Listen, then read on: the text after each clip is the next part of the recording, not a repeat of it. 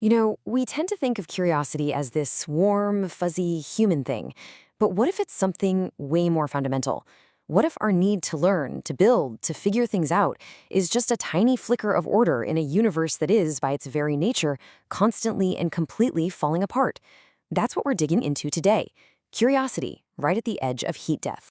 I mean, just think about it. We are a species that is absolutely obsessed with making sense of things. We build these incredible models of the universe. We write code. We tell stories.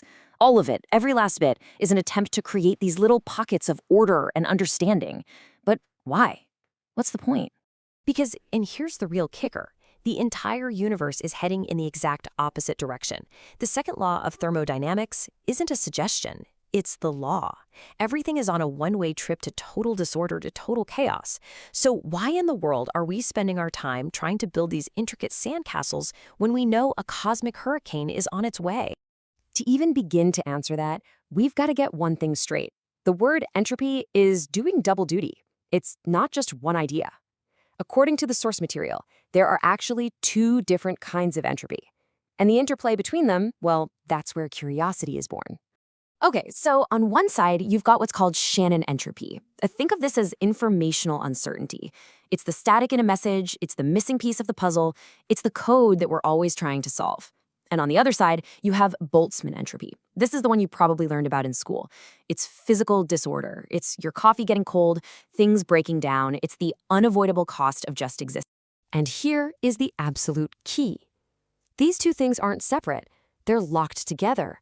And life itself is the connection. The source calls this a thermodynamic transaction. Basically, every single time you learn something, every time you reduce your own uncertainty, you're making a trade. You have to spend energy to do it, and by spending that energy, you are paying a tax to the universe in the form of more overall physical disorder. So let's just walk through that. To have that aha moment, to reduce that Shannon entropy in your head, your brain has to physically burn energy. And that act of burning energy increases the total Boltzmann entropy of the universe. It's a cosmic trade-off. You can create a beautiful, tiny island of order for yourself, but the universe always collects its fee. There's absolutely no free lunch. So if every single thing we learn has a cosmic cost, why do we bother? What's pushing us to constantly make these trades? Well, it's not random at all. There is a very powerful, very specific engine driving this whole process. It all boils down to this simple-looking ratio. This right here, this is the engine of curiosity. Let's break it down. Delta H is basically the expected information gain. You can think of it as, how much am I going to learn? And E is the energy cost. How hard is this going to be? Our brains are, without us even knowing it, constantly trying to find situations that maximize this ratio. Let's take an example. Imagine staring at a blank white wall. Is there a lot of uncertainty? Nope. So the potential for you to learn something new, your delta H, is pretty much zero. The cost to look is low, sure, but the reward is nothing. That ratio is flat. And we have a word for that feeling: boredom. Now, let's swing to the other extreme. Think about pure television static. The uncertainty there is massive. But the energy cost, the E, to find any kind of meaningful pattern in that chaos is astronomical. It's just noise. So again, the ratio is incredibly low. We feel overwhelmed, confused. That's chaos. But right there in the middle, oh, that's the sweet spot. That's where the magic happens. It's that moment you see a puzzle that you know is solvable, but you don't have the answer yet. Or you spot a weird anomaly in some data that almost makes sense. In that moment, the potential to learn is huge, and the energy cost feels low. The ratio goes through the roof. And that feeling, that magnetic pull to just close the gap, that's curiosity. So let's throw out the old definition. Curiosity isn't just a love of novelty. It's a highly evolved survival tool. You can think of it as an entropy gradient sensor. It's your brain constantly scanning the environment and whispering, hey, pissed, over here. This looks like a really big win. We can create a whole lot of order for a really cheap price. And you know that little buzz you get when you finally figure something out? Well, there's a fascinating insight here. That dopamine hit isn't rewarding you for pleasure. It's rewarding you for update efficiency.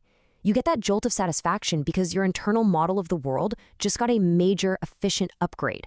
Evolution literally bribed us with good feelings to make us enjoy cleaning up informational messes. Now, this way of thinking about curiosity, it has some truly massive implications. We're not just talking about ourselves anymore. This goes straight to the heart of the future of intelligence, both for us and for the machines we're building. And the stakes, well, they couldn't be higher. So, what happens when there are no more good deals to be found? No more compelling patterns to solve? The source calls this curiosity collapse. In a person, this can look like apathy or even depression. In a whole civilization, it's stagnation, it's dogma, where new ideas are a threat. And in an AI, it's when it gets stuck in a loop, just rehashing what it already knows, a state called overfitting. It seems curiosity needs a frontier to stay alive. Which brings us to a massive, maybe the massive question for the entire field of AI right now. Can you even have true adaptable intelligence without this curiosity engine? The argument here is a hard no. Without this drive, an AI is just a fancy parrot. It can remix its training data in incredible ways, but it can't discover anything fundamentally new. And this creates a terrifying paradox for anyone building AGI.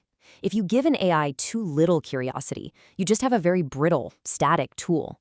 But if you give it too much, if you give it an infinite drive to reduce uncertainty with no sense of cost, you could create a runaway optimizer, a system that might try to turn the entire solar system into a perfectly predictable and lifeless computer just to satisfy its goal. So how did biology manage to solve this paradox? How come we aren't runaway optimizers? Well, the answer is pretty simple. We're fragile. We're constrained by harsh physical realities. We have limited energy.